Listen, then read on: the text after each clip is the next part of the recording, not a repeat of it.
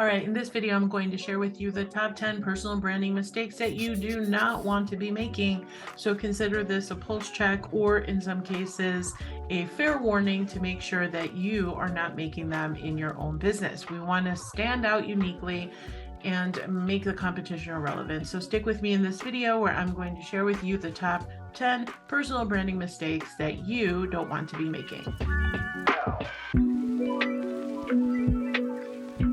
Let's go ahead and get started. Number one personal branding mistake is not having a clear message. You can't be all things to all people. That is for sure.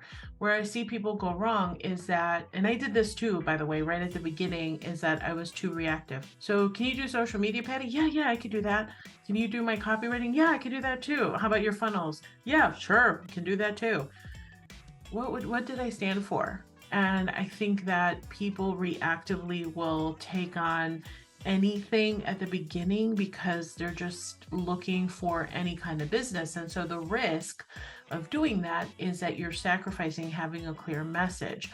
So the message is, what is it that you stand for? One of the easiest things that you can do is to ask people, hey, what do you know me for? Or if somebody were to invite you to a TED Talk and say, okay, what is this person known for? Would they be able to articulate what you're known for? If not, you don't have a clear message, okay? And obviously there's more to it, but not having a clear message is costing you from capturing mindshare, that precious mindshare where people know what it is that you do and can articulate it in a way that stands out. So not having a clear message is actually hurting you. So make sure that you're crafting your message in a way that stands out, that is memorable, that's new, unique, and interesting. That's in essence the core of what positioning is. Number two personal branding mistakes is not having consistent branding across all your platforms. So again, under this whole idea of standing for something and people knowing what your message is, then are you showing up on social media? Which if you are, congratulations, that's amazing. Obviously you want to be consistent. And I shouldn't even say obviously, it's just that a really important early mentor of mine said to me, Patty, nobody's ever consistent, and the people that are the ones that win. And that is something that when you think about a personal branding mistake, is not having that consistency is one, but then the other side of it is not being cohesive with your messaging across all the platforms, where you're one way in one platform and then another one in another platform. And sure, we do have different platforms like LinkedIn where you're presumably more professional, and then TikTok, maybe you're dancing and whatnot. At the end of the day, you want to make sure that your message, right, that common denominator of your message is super clear. So answer that question. Is your message clear? Number three, personal branding mistakes is not leveraging your social media effectively. I think that goes with the messaging and the consistency, but then also leveraging it effectively. It's like being everywhere, having that omnipresence, but also knowing that everything fits together and leveraging it all, right? And so maybe if you're in a position to run ads, it's retargeting, it's meeting where they are, versus if you're going organic, do you have that presence on the platforms? And there's really great tools such as Repurpose and other tools that you can use. I'll post a link right below this video on that. Number four personal branding mistake is not networking or connecting with influencers. It's a really big one, because think about it. If this influencer has built their audience, right? And then you come along and add tremendous amount of value to that influencer's audience, basically that proximity to that influencer is going to help catapult you in significant ways. I'll never forget, it was like 2013 when I had first gone into entrepreneurship, and this one guy did an event as an online marketer, and he had paid Gary Vaynerchuk a pretty substantial amount of money to come and speak at his event. And what was so interesting about it at the time is that he was pretty popular, Gary Vaynerchuk at the time, but I don't know how feasible that would be nowadays because he's certainly way more popular.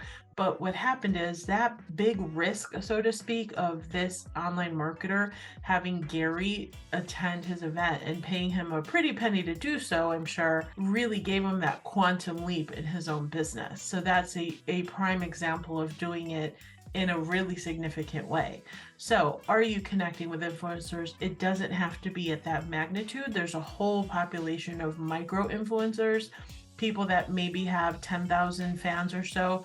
They have enough reach, presumably, or they have a captive audience where you can collaborate with them and create a win-win situation with these influencers. It doesn't have to be the big influencers. You can find plenty of work with micro influencers. So adding that to your toolbox of strategies to help grow your business and expand your personal brand is super important. Not doing that, not networking, is a personal branding mistake. Personal branding mistake number 5 is not building relationships with potential clients. Just because it's online doesn't mean you get to bypass the whole relationship sentiment of what it means to have rapport with someone, to build rapport, to earn rapport. I mean, how many times have you gone on your social media, whether it's on Facebook or Instagram, and people go into your DMs and they're being really weird and selling stuff? You don't even know them, and you're like, right, you want me to pull out my credit card and buy from you instead of finding out and building a relationship, cultivating that relationship, and just being patient about it. Great example is in a circle that I'm in, there was one particular person who was spamming everybody with his offers over and over and over and over again. So much so that people got wind of it collectively, and now that person has been completely banned from the group. And it's not very good for the personal brand to do something like that, right? So not building relationships first is a huge personal branding mistake. Don't be that guy. Personal branding mistake number 6 is not taking time to create quality content. So one of the things that's really important is taking the time to find out what it is that your prospect is looking for. What are their pains? What are their frustrations? Their challenges, the things that keep them up at night, really understanding their dreams, their aspirations. What is it that your prospect is hopeful for? And just knowing that, and out of that, you can build a lot of great content that will help to add value to their life, to point them in the right direction to the thing that they want. So I happen to think is not building quality content means that you're not being consistent with that content, but then also you're not adding value to their life. And let's face it, with so many options out there, you have to make sure that you have a keen understanding of their problems. What are their pain points? What are their frustrations? And how could you potentially solve for that? And once you have that, you become, hopefully over time and consistency and patience, a trusted advisor, as Jim Abraham talks about. And that's a huge place to be. So not taking the time to create that quality content is a huge personal branding mistake. Number 7, personal branding mistake is not investing in visuals, in your brand identity, photos, in the way that maybe your website looks. Now, don't get me wrong, don't get bogged down with that kind of stuff. But if you have shoddy photos and maybe the visuals aren't quite there, if you're someone who is a solopreneur, a service-based solopreneur, and you're building a personal brand, perhaps invest in photos. I think one of the best tips I ever heard early on was going to a local college where you have photographers that are learning, and they will do a great photo shoot for you in exchange for maybe a testimonial or at a substantially lower cost, right? So if you're not in a position to invest in professional photos, there is a way around it. It's just a matter of being resourceful, but doing that, and yes, it's time for me to update my own pictures, but doing that is going to help you to stand out so that your personal branding looks polished. So you are building a personal brand, and not having professional photos actually really hurts you because it's perception. And as a client of mine has as one of her taglines, she said, you only get one shot to make a first impression. So what is the first impression that you're leaving? Make sure that it is in alignment with who you really are and what you stand for. Not doing so is a personal branding mistake. Personal branding mistake number 8 is not taking advantage of storytelling. I am huge on storytelling. In fact, any of my clients will tell you that they should keep a whole toolbox of their stories because this is about building your personal brand. So regardless of the service that you provide, people connect with you because it's you. So infusing that personality via the storytelling that you can have and in the way that you do it is going to be hugely an opportunity to have a connection point. So I can tell you, I say my stories over and over again. And in fact, I have clients that already know all my stories, but there's other people that haven't. So have a toolbox of your stories that you can share, moments that have been really significant, your origin story, meaning what was your hero's journey? Where did you start out? What was the big epiphany? What are the things that have been big markers in your life that are stories that you can share? Why? Because it creates an emotional connection and people buy an emotion and they'll justify it with logic. So not understanding the power of storytelling is a huge missed opportunity, especially if you are developing a personal brand. So take the time, jot down some stories of yourself. Again, start out with your hero's journey story and origin story.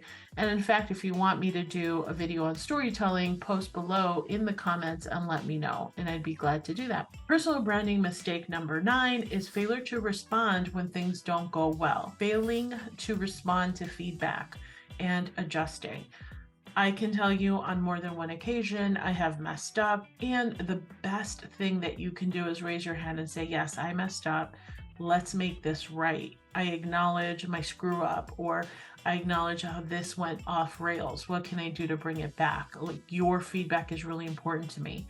So I have applied that in my own business, and it's been rewarding because when you do, people come to say, oh, wow, she or he is really human about this and they want to correct it. Nobody is perfect, nobody. And the fact of the matter is you're going to screw up. But when you stand up and say, listen, I messed up, let me make it right. Here's what's the plan moving forward. Interestingly enough, you will build greater rapport, trust, and people will really cheer for you to say, you know what, that was such a good comeback, or we really appreciated how you handled that. That strengthens your personal brand and gives people the clarity of what it is that you stand for, of which one being integrity. Failure to respond, avoiding situations, avoiding failures, avoiding the real feedback and not addressing things, the big elephant in the room, is a huge personal branding mistake because that really hurts your brand promise. And I can go more into that. So you don't want to avoid situations. In fact, you want to respond to them head on. It really helps to strengthen your personal brand when you do. Personal branding mistake number 10 is not having a plan or a strategy in place. And this I see a whole lot is people are shooting in the dark. They're listening to one guru and then another, being reactive, focusing on tactics versus strategy. Strategy is a blueprint. The tactics come after the strategy. That is what I talk about in my community. It's called Prolific Cafe. In essence, what we're talking about is having that foundation around your messaging. So I talk about the importance of positioning is what is it that you stand for? What is it that you want to be known for? Because once you have that message, you can have the message to market match. But that's only as good as you really having a clear understanding of who your market is, right? Who is it that you're marketing to? And as I said earlier in this video, you want to make sure that you have a solid understanding of all the things that are challenging them. What are the problems they're having? Their fears, frustrations, their dreams, desires, aspirations, all those things, really understanding your prospect intimately. So this is all part of the greater plan. Once you have that in place, right, and people know what it is that you stand for, then you can put yourself out there, develop trust, and of course, make offers that are in alignment with what it is that they need, so much so that the selling part of it becomes so easy. So make sure that you have a plan or strategy. Hang out with me here because this is what I talk about. on this channel so that you can position your brand to profit. Not doing so is a huge personal branding mistake. All right, so that wraps up my 10 personal branding mistakes. And if you have a personal branding mistakes that you think should have been on this list, go ahead and comment on it below. I welcome that conversation in the comments. I really enjoy seeing y'all comment on these videos and letting me know what you like and what you don't like. And also, if there's any strategies that you'd like me to comment on or cover in a future video, comment on that below. Do remember to hit subscribe, press the like button, and I welcome your comments. And lastly, if you look right below this video, you can find out my positioning quiz, which gives you a full report on the end and lets you know if you are positioned to profit. You can check that out at positioningquiz.com or hit the link right below this video. I appreciate your feedback, your positivity. Thank you so much. And always remember, your message matters. I'll see you in the next video.